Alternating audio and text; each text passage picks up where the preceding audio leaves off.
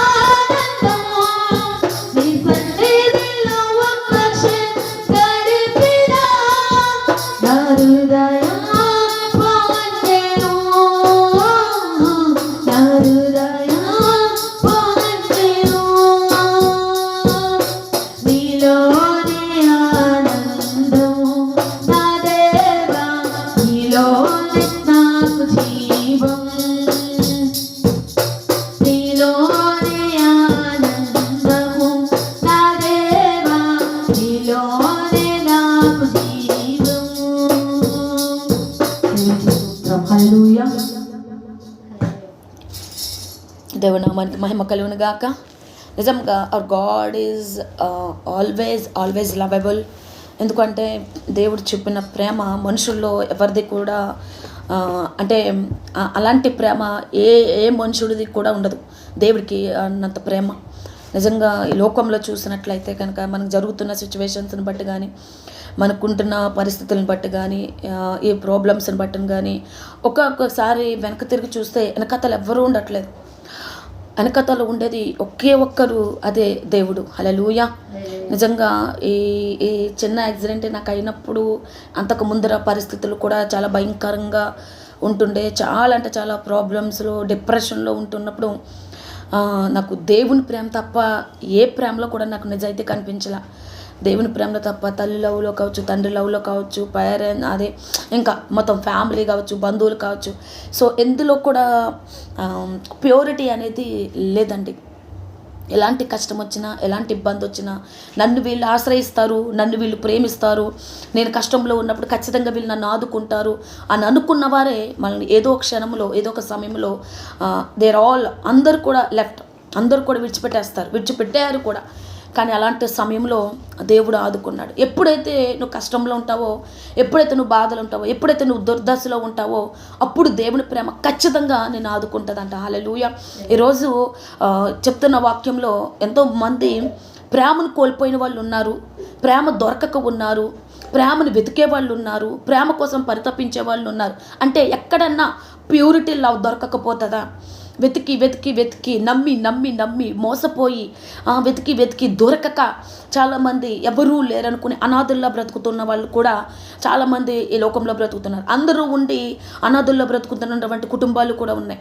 కానీ దేవుడి రోజు వాక్యం ద్వారా మాట్లాడుతున్నారు ఏంటంటే, నువ్వెక్కడ వెతికినా దొరకని ప్రేమ దేవుని దగ్గరకు వస్తే, దేవుని వెతికితే ఖచ్చితంగా ఎక్కడా కూడా దొరకనటువంటి ప్యూరిటీ లవ్, ఎక్కడ కూడా లవ్ ఉండలేనటువంటి లవ్, అక్కడ అన్మెజరబుల్ అన్నట్టు కొలతలేని ప్రేమను అందించేవాడు దేవుడు. హల్లెలూయా. నిజంగా మన బాధలో ఉన్నప్పుడు, మన కష్టాల్లో ఉన్నప్పుడు నా అనుకున్న వాళ్ళే మనల్ని చులకనగా చూడడం, విడిచిపెట్టేయడం, లేదు అంటే ఎంత ప్రేమించినా కూడా అదే దుర్దశలో మనల్ని తీసుకుని వెళ్ళిపోవటం, మనం ఎంత ప్రేమించినా అదే బాధల్లో మనల్ని తీసుకుని వెళ్ళటం ఈ లోకం చేస్తూ ఉంటుంది. కానీ దేవుని ప్రేమ అలా కాదు. నువ్వు కష్టాల్లో ఉన్నప్పుడు, ఎందుకంటే సంతోషంలో కనిపించే ప్రేమ నిజంగా మన బాధల్లో ఉన్నప్పుడు కనిపించదు. ఎక్కడ మన బంధువుల దగ్గర కానీ, మన రిలేటివ్స్ దగ్గర, మనం అనుకున్న వాళ్ళ దగ్గర. కానీ మనం సంతోషంలో ఉన్నప్పుడు ఏమో తెలియదు, కానీ మన కష్టంలో ఉన్నప్పుడు ఖచ్చితంగా నేనున్నానంటూ వచ్చే ఒకే ఒక్క పర్సన్ కూడా కాదు దేవుడు. నిజంగా ఈ దేవుడు నిన్న నేడు నిరంతరం ఏకరీతిగా ఉన్న దేవుడు మన దేవుడు. హల్లెలూయా. ఏ దుర్దశలో ఉన్నప్పుడు ఒకే ఒక్కరు మనతో మాట్లాడేది, మనతో ఉండేది ఒక్కరు అంటే గాడ్స్ లవ్, దేవుని ప్రేమ, దేవుడు. చూడండి, సామెతలు 17:17 చూడమ్మ, దేవుడే మాట్లాడుతున్నారు.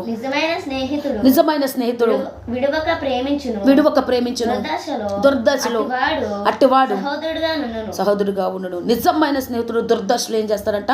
ప్రేమించుడు. నిజంగా ఆ నిజమైన స్నేహితుడు ఎవరంటే దేవుడే, దేవుని యొక్క స్నేహమే.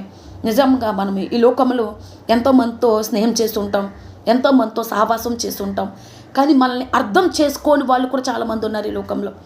ఏదో ఒక సిచ్యువేషన్ బట్టో, ఏదో ఒక పరిస్థితిని బట్టో మనల్ని రకరకాల మాటలు అనటం, రకరకాలుగా అర్థం చేసుకోవటం, లేదంటే విడిచిపెట్టి వెళ్ళిపోవడం జరుగుతూ ఉంటుంది. అక్కడ ఏం జరిగింది, లేదంటే ఒక ఇద్దరి మధ్య స్నేహం కోల్పోతే మళ్ళీ వారు తిరిగి అతుక్కున్న రియల్ లవ్ అనేది ఉండదు, ప్యూరిటీ అనేది ఉండదు. సో ఏంటంటే వీళ్ళిద్దరి మధ్య మిస్అండర్స్టాండింగ్స్ ఏమొచ్చినా, ఎందుకు జరిగింది, ఎలా జరిగింది అనేది డిస్కషన్స్ ఉండవు, ఏముండవు. ఎవడో పక్కోడు మూడోవాడు వచ్చి చెప్తే నిజంగా ఆ మాట విని నిన్ను దూరం చేసుకున్న వాళ్ళు చాలామంది ఉంటారు. ఆ మాట విని నిన్ను విడిచిపెట్టి వెళ్ళిపోయిన వాళ్ళు కూడా చాలామంది ఉంటారు. కానీ అది నిజమైన స్నేహం అనేది కాదు.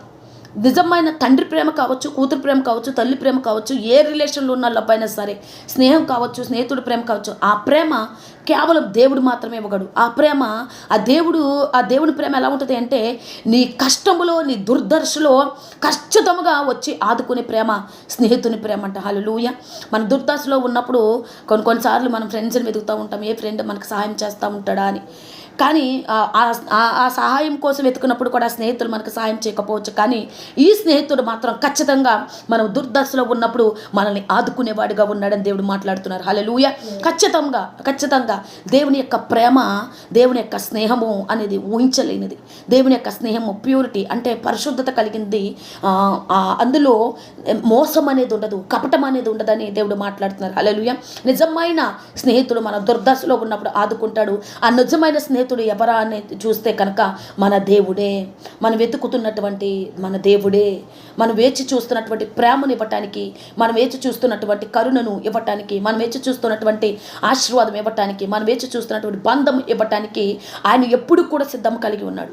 ఈరోజు ఏ బంధాన్ని నమ్ముకుని నువ్వు దూరం అయిపోతున్నావు, ఈరోజు ఏ బంధాన్ని నమ్ముకుని నువ్వు దూరంగా ఉన్నావు, ఈరోజు ఏ బంధాన్ని నమ్ముకుని నువ్వు దుర్దశలో ఉన్నావు, నువ్వు ఎట్టి దుర్దశలో ఉన్నప్పటికీ కూడా దేవుని యొక్క స్నేహం, దేవుని యొక్క ప్రేమ ఎల్లప్పుడూ కూడా నిన్ను ఆదుకుంటూనే ఉంటుందని దేవుడు మాట్లాడుతున్నారు. హల్లెలూయా.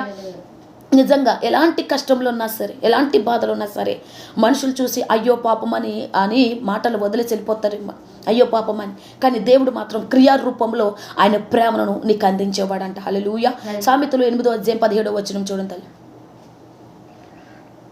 నన్ను ప్రేమించే వారిని నేను ప్రేమించుచున్నాను, నన్ను జాగ్రత్తగా వెతుకువారు చూడండి, నన్ను కనుగొందురు. నన్ను ప్రేమించే వారిని నేను ప్రేమించుచున్నానని దేవుడు చెప్తున్నాడు. ఖచ్చితంగా ఇంట్లో ప్రేమించే దేవుణ్ణి మనం ప్రేమించం. నిజంగా మనల్ని దొంగ ప్రేమలు చూపించేవాళ్ళు, కపటమైన ప్రేమలు చూపించేవారు వెనకతలే మనం తిరుగుతూ ఉంటాం తప్ప నిజముగా ప్రేమించే దేవుని మాత్రం మనం ఇప్పటికీ ఎన్నటికీ ప్రేమించలేకపోతున్నాం. కానీ దేవుడు అంటున్నాడు, నన్ను ప్రేమిస్తే ఖచ్చితంగా దట్స్ లవ్ రిటర్న్, దాన్ని ఖచ్చితంగా మళ్ళీ నేను మీకు తిరిగి ఇస్తాను అన్నాడు. మనం ఒకరిని ప్రేమిస్తే వాళ్ళు తిరిగి మనల్ని ప్రేమ అందించలేకపోవచ్చు. ఒకరి మీద మనం జాలి పడితే ఆ జాలి మళ్ళీ తిరిగి మన మీద వారు చూపించలేకపోవచ్చు. కానీ ఇక్కడ దేవుడు అంటున్నాడు ఏంటంటే, ఖచ్చితంగా నన్ను ప్రేమించు వారిని, నన్ను వెతుకు వారిని ఖచ్చితంగా నేను వారికి దొరుకుతాను. నన్ను ప్రేమిస్తే తిరిగి నేను ఆ ప్రేమను ఉంచుకోను, ఆ ప్రేమను తిరిగి నేను వారికి దయచేస్తానన్నాడు. చూడండి, ఈ లోకంలో నేను వారిని ప్రేమించాను, వీరిని ప్రేమించాను, వారిని చేరదీశాను, వీరిని చేరదీశాను, వారిని ఆదుకున్నా, వీరిని ఆదుకున్నా, ఆయనను కూడా నాకు కష్టం వచ్చినప్పుడు, నాకు దుర్దశ వచ్చినప్పుడు నన్ను వీరు ఆదుకోలేదని ఇప్పటి వరకు బాధపడిన వాళ్ళు చాలామంది ఉంటున్నారు. అవునా కదా? ఉన్నారు, ఉంటున్నారు, ఉండబోతారు కూడా. కానీ దయచేసి గమనించండి, దేవుని యొక్క వాక్యం సెలవిస్తుంది, వారందరిని నువ్వు ప్రేమించి వాళ్ళు తిరిగి నిన్ను ప్రేమించలేదని బాధపడే కన్నా ఇక్కడ దేవుడు అన్నాడు, నువ్వు నన్ను ప్రేమించు, తిరిగి ఆ ప్రేమ నీకు రిటర్న్ ఇస్తానన్నాడు. దేవుణ్ణి మనం ప్రేమించుకుంటూ వెళ్తే, దేవుని యొక్క వాక్యాన్ని మనం ప్రేమించుకుంటూ వెళ్తే ఆ ప్రేమ తిరిగి ఏదో ఒక రూపంలో దేవుడు మనకు దయచేస్తాడు. హల్లెలూయా. అంతేకాదు, నన్ను వెతికితే ఖచ్చితంగా నేను దొరుకుతానన్నాడు. చూడండి, మన కష్టాల్లో ఉన్నప్పుడు ఎవరు సహాయం చేస్తారని వెతుకుతాం, కానీ ఎవరు కూడా మనకు దొరకరు.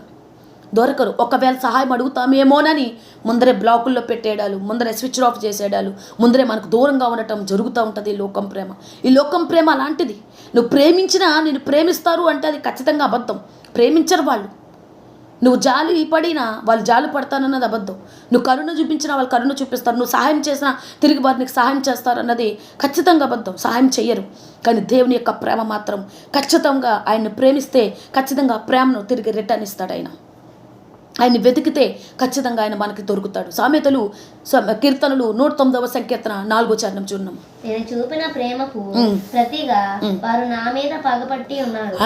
నేను చూపిన ప్రేమకు ప్రతిగా వారు నా మీద పగపట్టి ఉన్నారు అని ఇక్కడ చదువమ్మా. నా వంక చూస్తున్నావు ఏంటి? అయితే నేను మానక ప్రార్థన చేయుచున్నాను, నేను చేసిన మేలకు ప్రతిగా కీడు చేయుచున్నారు. మనం ఎంత మేలు చేసినా సరే, మనం ఎంత మేలు చేసినా ప్రతిగా కీడు చేసే వాళ్ళే ఉంటారు. మనము చూపించినటువంటి చదువమ్మా. నేను చూపిన మేలకు ప్రతిగా కీడు చేయుచున్నారు, నేను చూపిన ప్రేమకు ప్రతిగా నా మీద ద్వేషముంచుచున్నారు. నేను చూపిన ప్రేమకు ప్రతిగా నన్ను ద్వేషిస్తున్నారు. నువ్వు ఈ లోకాన్ని ఎంత ప్రేమించినా, ఈ లోకంలో ఉన్న వారిపైన ఎంత జాలి చూపించినా, ఈ లోకంలో ఉన్న వారికి నువ్వు ఎంత మేలు చేసినా కూడా ప్రతిగా కీడు చేస్తారు, ప్రతిగా ద్వేషిస్తారు. కానీ దేవుణ్ణి ప్రేమిస్తే మాత్రం ఆ ప్రేమే తిరిగి రిటర్న్ వస్తుంది. నువ్వు లోకాన్ని ప్రేమిస్తే నీకు రిటర్న్ వచ్చేది ద్వేషం. నువ్వు ఈ లోకం పైన జాలి పడితే నీకు రిటర్న్ వచ్చేది మాత్రము తిరిగి సహాయం చేయకుండా నీకు దూరంగా వెళ్ళిపోవటం. ఈ లోకానికి నువ్వు నిజంగా కరుణ చూపించి లోకానికి నువ్వు సహాయం చేస్తే, ఈ లోకానికి లేదంటే మేలు నువ్వు చేస్తే నీకు ప్రతిగా చేసేది ద్వేషము, అసూయ, అహము, దూరంగా నీకు దూరంగా ఉండటం, నీకు సహాయం చేయకుండా వెళ్ళిపోవటం. కానీ దేవుణ్ణి ప్రేమిస్తే ఆయన ప్రతిగా నీకు మళ్ళా ప్రేమనే ఇస్తాడు. నువ్వు ఏదైతే దేవునికి ఇస్తున్నావో, ఏ ప్రేమనైతే నువ్వు దేవునికి ఇస్తున్నావో అంతకన్నా ఎక్కువ ప్రేమను దేవుడు నీకు ప్రతిగా ఇస్తాడు. హల్లెలూయా. అందుకని ఈ లోకంలో నేను ప్రేమించాను, నేను తిరిగి నేను వెతుకున్నా, నాకు దొరకట్లేదని బాధపడే కన్నా దేవుణ్ణి ప్రేమించి ఆయన వెతికితే ఖచ్చితంగా ఆయన నీకు దొరుకుతాడు. అంతేకాదు నీకు కావాల్సిన ప్రతి ఒక్క ఆశీర్వాదం నీకు దొరికేటట్లుగా దేవుడు చేస్తాడు. హల్లెలూయా. అందుకనే ఈ లోకంలో నీవు మంచిగా ఉన్నంతసేపే నిన్ను ప్రేమిస్తారు, నువ్వు ఆరోగ్యంగా ఉన్నంతసేపే నిన్ను ప్రేమిస్తారు, నువ్వు పదవిలో ఉన్నంతసేపే నిన్ను ప్రేమిస్తారు, నువ్వు ఉన్నతమైన స్థితిలో ఉన్నంతసేపే నిన్ను ప్రేమిస్తారు. కానీ నీకు ఉన్నా లేకపోయినా ప్రేమించే ఏకైక వ్యక్తి ఎవరైనా ఉన్నారు అంటే, ఏకైక పర్సన్ ఎవరైనా ఉన్నారు అంటే అది ఒకే ఒక్కరు మన దేవాతి దేవుడు. హల్లెలూయా. ఆయన మాత్రమే మనల్ని ప్రేమించేవాడు, ఆయన మాత్రమే మనల్ని కరుణించేవాడు, ఆయన మాత్రమే పదే పదే పదే పదే నువ్వేం చేస్తున్నావా అని ఆయన మాత్రమే ఆయన కన్ను దృష్టి నీ మీద కనపరిచి పదే పదే నీ కోసం ఆలోచించేవాడు. దయచేసి గమనించండి, ఒక్కసారి ఆలోచించండి. ఎంత చెప్పినా మళ్ళా పదే పదే లోకంలోకి వెళ్ళిపోతున్నాం. అలా కన్నా మనము దేవుని తెలుసుకొని, లోకం విలువేంటో దేవుడి విలువేంటో తెలుసుకొని, లోకంలో విలువ ఉందా మనకి దేవునిలో విలువ ఉందో తెలుసుకుని దేవుని వైపుకి వస్తే ఖచ్చితంగా తిరిగి ఆయన మనల్ని ఆశీర్వదించేవాడే కానీ ద్వేషించేవాడు కాదంట. హల్లెలూయా. పరిశుద్ధమైన మాటలు దేవుడు దీవించును గాక. ప్రే ఫర్ మీ, నా కోసం ప్రార్థన చేయండి. ఇంకా ఈ టీత్ పెయిన్ అన్నది తగ్గలేదు, సో అది తగ్గాలని ప్రేయర్ చేయండి. ఇంకెప్పుడు కూడా ఎలాంటివి ఏమీ జరగకుండా దేవుడు క్షేమంగా ఉంచులాగన, ఆయన అగ్ని కంచి వేయలాగా అందరూ కూడా ప్రార్థన చేయాల్సిందిగా ప్రభుపేట మనవి చేసుకున్నాం. అలాగే చర్చ నిర్మాణం కూడా పూర్తి అవ్వాలని ప్రార్థన చేయాల్సిందిగా ప్రభుపేట మనవి చేసుకున్నాను. God bless you all. See in the next time. Praise the Lord. Pray చేసుకున్నాం. మహోన్నతుడు, అద్భుతాలు చెవడ ఆశ్చర్యమైన కార్యములు జరిగించే గొప్ప దేవుడివి, కృపాచే సంపూర్ణ కృపగల గొప్ప దేవుడు నా తండ్రి. అయ్యా, ఇదిగో మరలా నీ యొక్క వాక్యము బోధించడానికి మాకు ఇచ్చిన అవకాశాన్ని బట్టి రాజా నీకు ఎంతగానో కృతజ్ఞతా స్తుతులు చెల్లించుకున్నాం. అవునయ్యా, నీ ప్రేమ వల్లనే మేము ఎలా ఉన్నామయ్యా, కేవలం నీ ప్రేమ వల్లనే మా జీవితాలు ఎలా ఉన్నాయి ప్రభా. అయ్యా, నీ ప్రేమను మాకు దయచేసినందుకు వందనాలు, స్తోత్రములయ్యా. నీ కృప ఎల్లప్పుడు మా మీద ఉండేటట్లుగా సాయం దయచేయండి. ఎంతమంది అయితే ఈ లోకములు నా తండ్రి ఆదరణ పొందుకోక, ప్రేమ పొందుకోక, లోకములు నా తండ్రి ప్రభు బాధపడుతూ వేదన పడుతూ ఉండిపోయారు, అందరినీ కూడా మీరు దర్శించండి. ప్రతి ఒక్కరి జీవితాల్లో మీరు గొప్ప కార్యములు జరిగించి నడిపించమని యేసు నామములో ప్రార్థించి అడిగి వేడుకుంటున్నాం పరమ తండ్రి. ఆమేన్. Praise the lord.